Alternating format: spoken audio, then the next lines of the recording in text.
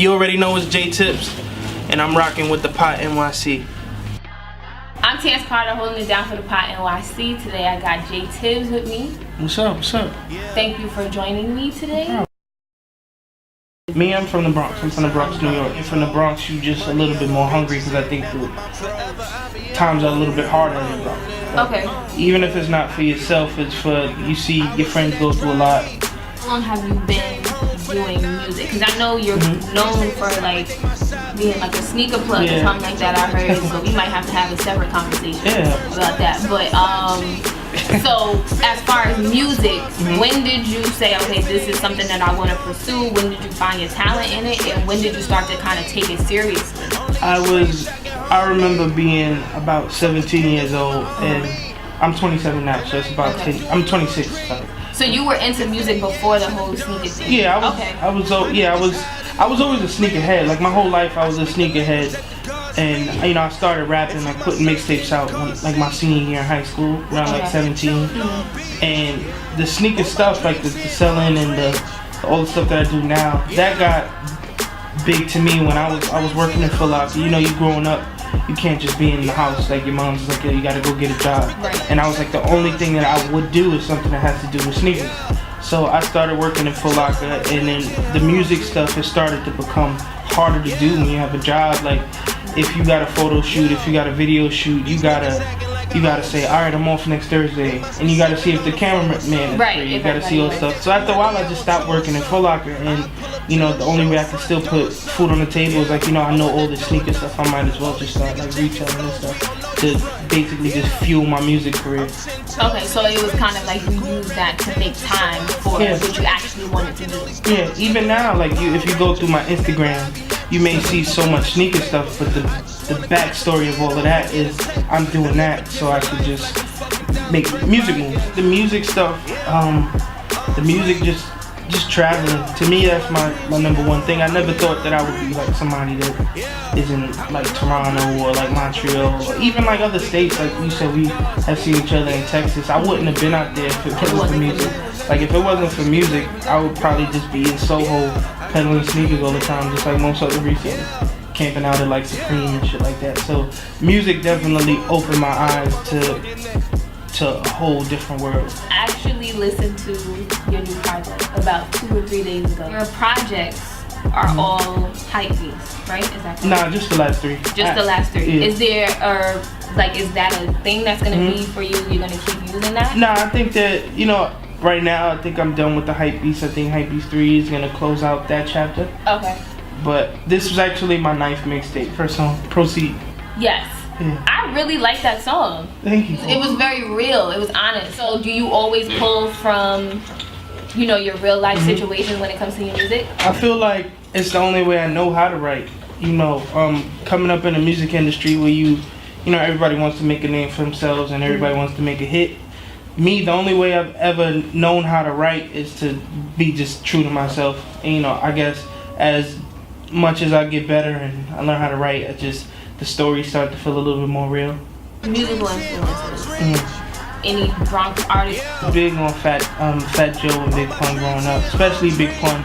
Just even before I even wanted to make music, it was just they made it proud to be from the Bronx. And you know, my father's Puerto Rican, my mother's black, my father's Puerto Rican. So like 1999, 2000, it was popping to be Puerto Rican. Yeah. So you know, Big Pun being out, it was just like I remember he was just like everything in the Bronx. And sometimes I still feel like somebody needs to bring that back. Independent, being independent or versus being with a label.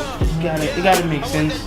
You know, it's like I'm not really against having a smaller piece of something large instead of a bigger piece of something small. You know what I'm saying? Like if the situation is where I can take 80% or whatever it may be, 69, 70% of 10 million, of course, because right now I got 100% of $500 or something. So, you know, the situation just got to be there. But, you know, to connect with the fans to me is just the most important part. I've always had like a large slice of like humble pie. I've always felt like being humble, you'll always advance, because I think people want somebody that's approachable. Okay. And I've always been that always influenced me was guys that always let their work speak for themselves.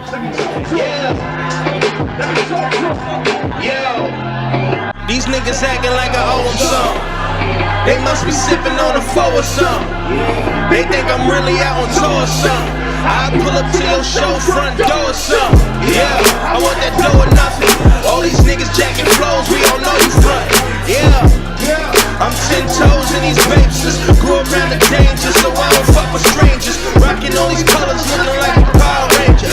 Never I be matches till I'm looking like some paper. I just wanna cut the beard off and get a taper and live a different life like a fucking down the draper, I guess.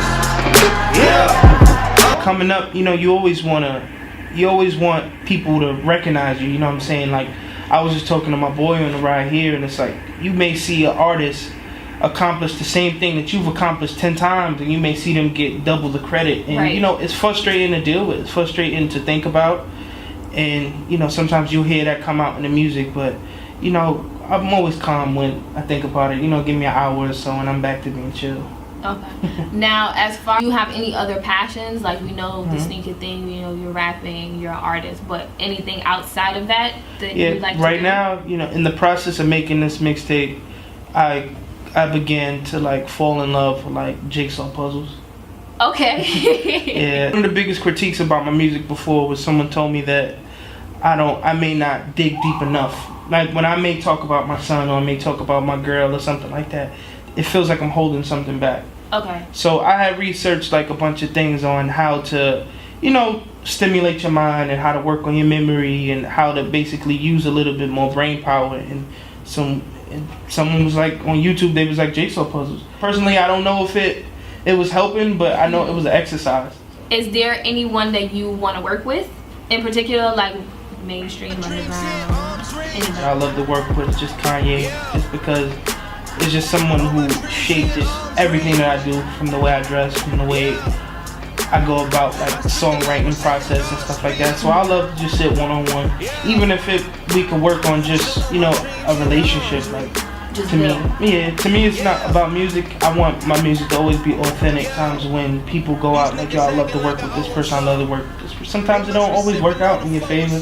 Like it may not be your best music, it's just something that's on your bucket list. So I think like I would just love to work on, like I would love to work with Kanye just on a one-on-one level. I think that'd be really dope. And, like if I can make you feel something, that's more than I think just, you know, just making you bop your head. Like if you could feel something in your chest, you could feel something in your gut, that's a talent to me. You know what I'm saying? And to me that boils down to the point of what's making it, what's being successful. You know, I think a lot of people put like financial things and like, yo, you don't have a record deal, you didn't make it. But like if people could listen to my stuff and they could really feel something, be inspired or motivated or just really like, damn, this is deep. To me, that's all I ever wanted to get out music in the first place. So now that the tape is out, I see what people responding to. So I'm gonna build like a strategy on putting out visuals and stuff like that. And I'm gonna be out in South by Southwest just because I feel like if you're an artist, it's just one of those places that you're supposed to be. Just for not even for shows or anything else. It's a. You can find me on everywhere. I make it easy. No underscores or nothing. I'm JaeTips on Twitter, Instagram, Facebook, everything. JaeTips. Well, thank you for joining me today. No problem. Sorry for being late. No problem. I'm Tanz Carter. This is JaeTips. Make sure you go out and cop his new project, Hype Beast 3. Yeah, I got my dreams in your arms. Yeah. 343 on your motherfucking neck.